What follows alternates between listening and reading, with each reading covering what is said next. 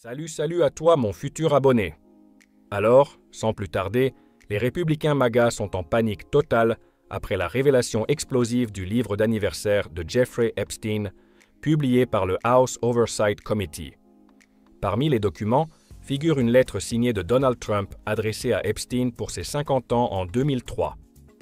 La signature est indiscutable, mais les partisans de Trump crient au complot, faux, autopen, deep state, des excuses ridicules.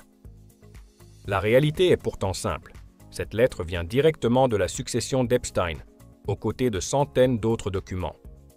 Imaginer un piège préparé il y a 20 ans pour piéger Trump relève du délire. Ce document confirme ce que le Wall Street Journal avait déjà rapporté. Pourtant, plutôt que d'admettre la vérité, les MAGA s'enfoncent dans le déni. Certains élus républicains, comme Tim Burchett ou Jim Jordan, refusent même de regarder la lettre pour ensuite dire qu'ils n'y croient pas. Pathétique. De leur côté, plusieurs démocrates comme Robert Garcia et Ro Khanna poussent pour plus de transparence et exigent la publication complète des fichiers. Même certains républicains comme Thomas Massie reconnaissent la gravité des documents. Dans ce livre, il n'y a pas que la lettre de Trump. On y trouve aussi des blagues sordides entre Epstein et ses amis, des témoignages de femmes affirmant avoir été présentées à Trump par Epstein, ainsi que des photos compromettantes. Tout cela peint un tableau glauque et répugnant. Face à l'évidence, la famille Trump tente de se défendre maladroitement. Eric Trump affirme que son père ne fait pas de dessin, alors que des croquis sont attribués à lui dans le livre. D'autres répètent que c'est une invention des médias, comme à l'époque du Russiagate. Le problème n'est pas seulement la lettre. Le vrai scandale, c'est le mensonge.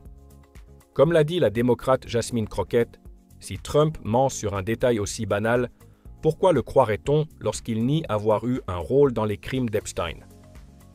Derrière cette affaire se cache aussi tout un réseau d'agences de mannequins, servant de façade à la traite de jeunes filles, liées à Epstein, Trump et d'autres figures de leur cercle. Les démocrates promettent d'enquêter plus profondément sur ces pratiques. En résumé, Trump et les siens peuvent crier au complot, mais chaque nouveau document renforce les soupçons. Plus ils nient l'évidence, plus ils se décrédibilisent. Merci d'avoir écouté durant toute la vidéo. Abonne-toi, like, partage et merci d'activer la cloche de notification pour ne rien rater de mes prochaines vidéos. À très bientôt.